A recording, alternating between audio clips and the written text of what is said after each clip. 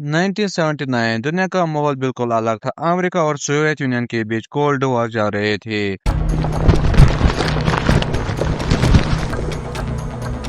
हर मुल्क को डर था कहीं कोई चुपके से न्यूक्लियर टेस्ट न कर दे।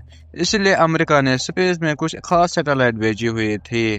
दुनिया के किसी भी हिस्से में अगर न्यूक्लियर ब्लास्ट हुआ तो फौरन उसका सिग्नल पकड़ लेना। इनमें से एक था विला सैटेलाइट। 22 सितंबर 1979 सब कुछ बिल्कुल नॉर्मल चल रहा था। फिर अचानक साउथ अटलांटिक ओशन के ऊपर इस सैटेलाइट ने अजीब सिग्नल रिकॉर्ड किया। पहले एक तेज फ्लैश, फिर उसके तुरंत बाद दूसरा फ्लैश। ये दोनों फ्लैश सिर्फ कुछ सेकंड के लिए नजर आए, लेकिन सैटेलाइट ने फौरन अलर्ट भेज दिया क्योंकि ये पैटर्न बिल्कुल वैसा था जैसे न्यूक्लियर एक्सप्लोजन के बाद रिकॉर्ड होता है। जब ये रिपोर्ट अमेरिका पहुंची तो हर तरफ हल्ला मच गया। एक्सपर्ट ने फौरन डाटा चेक करना शुरू कर दिया। सैटेलाइट की रीडिंग दोबारा देखी गई।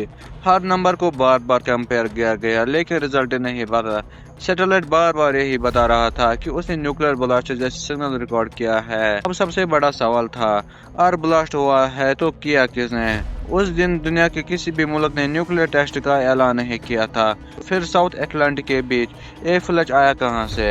अमेरिका ने फौरन इन्वेस्टिगेशन शुरू कर दी। साइंटिस्ट, मिलिट्री एक्सपर्ट्स और इंटेलिजेंस ऑफिसर सब इस केस में लग गए। लेकिन जितनी रिसर्च आगे बढ़ती गई उतनी ही मामला उलझता चला गया। कुछ एक्सपर्ट ने कहा यह सीक्रेट न्यूक्लियर टेस्ट हो सकता है, कुछ का शक साउथ अफ्रीका पर गया, कुछ ने इसराइल का नाम लिया, लेकिन किसी के पास भी पक्का सबूत नहीं था। और यहीं से द विला इंसिडेंट दुनिया का सबसे बड़ी मिस्ट्रीज में शामिल हो गया। फिर अमेरिका ने फौरन इन्वेस्टिगेशन शुरू कर दी। सबसे पहला सैटेलाइट का पूरा डाटा दोबारा चेक हुआ। साइंटिस्ट ये देखना चाहते थे कहीं मशीन ने कोई गलत सिग्नल तो रिकॉर्ड नहीं किया। हर रीडिंग को बार बार चेक किया गया, लेकिन कोई पक्की वजह नहीं मिले। फिर एक्सपर्ट ने समुद्र के हवा और रिकॉर्ड चेक किए। सोचा आज न्यूक्लियर ब्लास्ट हुआ तो उसके निशान जरूर मिलेंगे। कुछ रिपोर्ट्स में अजीब चीजें मिली, दूसरी रिपोर्ट्स ने उन बातों को मानने से इनकार कर दिया। यानी जितनी रिसर्च बढ़ती गई उतने ही नए सवाल खड़े होते गए।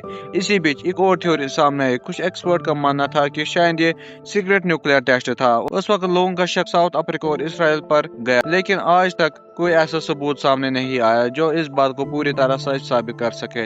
वक्त गुजरता गया, टेक्नोलॉजी बदल गई, पुराना डाटा फिर से एनालिसिस हुआ, कंप्यूटर आए, नए एक्सपर्ट्स आए, लेकिन नतीजा हर बार वही रहा। कोई भी यकीन के साथ नहीं बता सका कि 22 सितंबर 1979 को साउथ अटलांटिक ओशन के ऊपर हुआ क्या था। तो दुनिया से छुपाया किसने? अगर ब्लास्ट नहीं था तो विला सैटेलाइट ने आखिर देखा क्या था? आज 45 साल से भी ज्यादा वक्त गुजर चुका है, लेकिन द विला इंसिडेंट का राज अभी भी राज ही है। हो सकता है एक दिन कोई नया सबूत सामने आ जाए, या फिर ये मिस्ट्री हमेशा के लिए हिस्ट्री का हिस्सा बनकर रह जाए। अब फैसला आपका है। क्या ये सीक्रेट न्यूक्लियर टेस्ट था, सैटेलाइट की गलती, या फिर कोई ऐसी सच्चाई जिसके बारे में दुनिया को आज तक बताया ही नहीं गया? Subscribe for more mysteries.